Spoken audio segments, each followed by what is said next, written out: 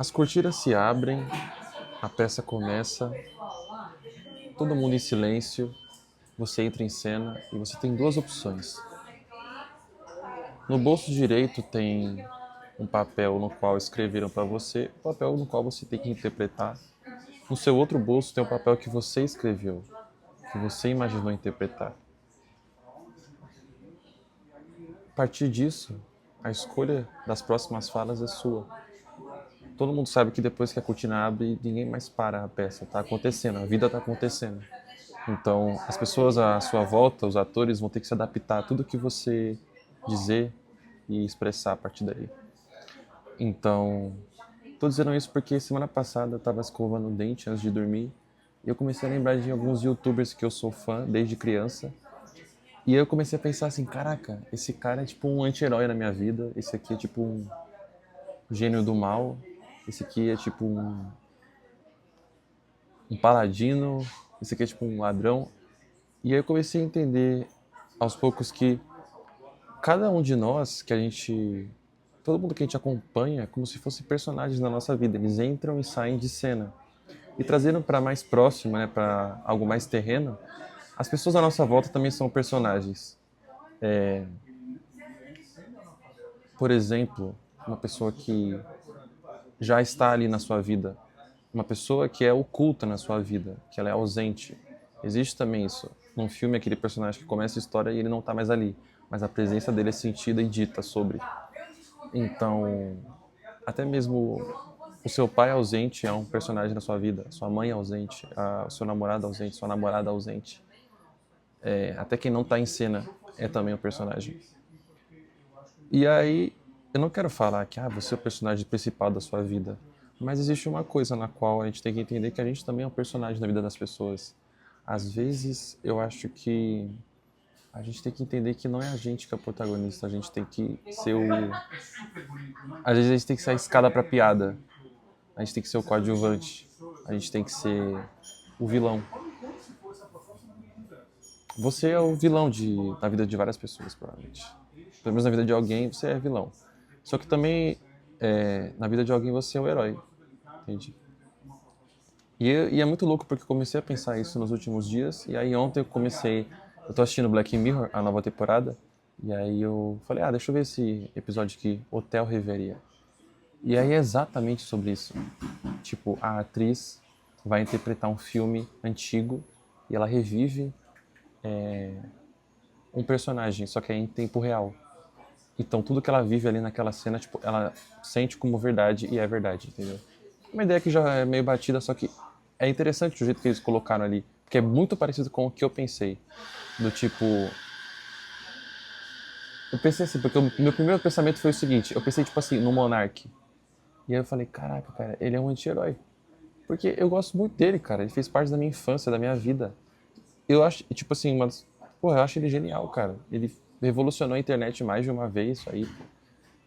Só que ao mesmo tempo ele é um cara muito controverso. Enfim, falou diversas coisas que não quero entrar em detalhes, mas enfim, uma pessoa controversa, isso que eu quero dizer. E aí eu pensei nessa dimensão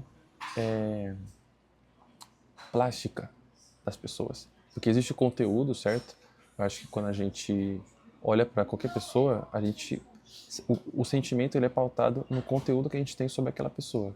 Por isso que um desconhecido, a gente é muito insensível sobre desconhecidos, porque não existe nenhum conteúdo criado interiormente na gente sobre aquilo. E só que a plasticidade das pessoas, sabe? A forma delas, como elas aparecem pra gente, é mais sobre isso que eu tô querendo dizer. A gente vilaniza pessoas na nossa vida, a gente transforma como heroínas algumas pessoas na nossa vida. E algumas pessoas a gente também trata de forma indiferente, que eu acho que é a pior coisa que existe, quando a gente trata alguém de forma indiferente. Mas é basicamente essa reflexão de que você é um personagem. Você é um personagem na vida de alguém, entende? Assim como as pessoas são personagens na sua vida. Então, é isso. Eu acho que é uma forma lúdica de ver a vida e que fica muito interessante. Porque a gente aprende com os vilões. A gente aprende com os heróis.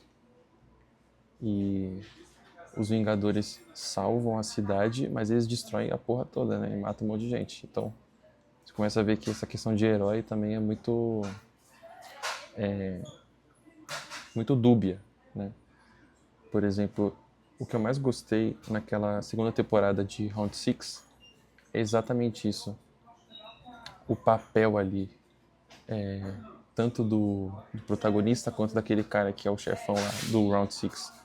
E aí, tipo assim, tá, ele é do bem, né, o protagonista, e o chefão é o mal. Só que é interessante porque o chefão do mal, ele serve como esse personagem que ele vai botar uma reflexão na cabeça de todo mundo e do próprio personagem. Que no fim é assim, tá, você quer causar o bem. E eu entendo isso. Tipo, o malvadão, ele entendia isso. Tipo, tá, ele é bom, ele é um cara bom. Só que até pra você fazer o bem, existem perdas. E é isso que ele quer fazer com que o protagonista sinta e assuma. Que chega lá no fim, né, que ele fala assim, ah, mas a gente vai fazer a revolução e tal. E aí ele pergunta, ué, mas a gente vai ter que matar pessoas. E aí o protagonista fala, sim, tipo, algumas pessoas vão ter que morrer, tá ligado? Pra que o bem aconteça. Então, isso é foda, entende? É difícil colocar que, às vezes, o certo a ser feito não é bom, mas é o certo. É o que deve ser feito, entendeu? Por isso que dói às vezes. Por isso que a verdade dói, entende? Mas a mentira traumatiza. Então, é melhor assumir os papéis do que tentar ofuscar eles, esconder e no fim eles se revelarem, como de toda forma, entende? Enfim, é isso que eu tava pensando hoje. Acho que é uma reflexão interessante. Abraço.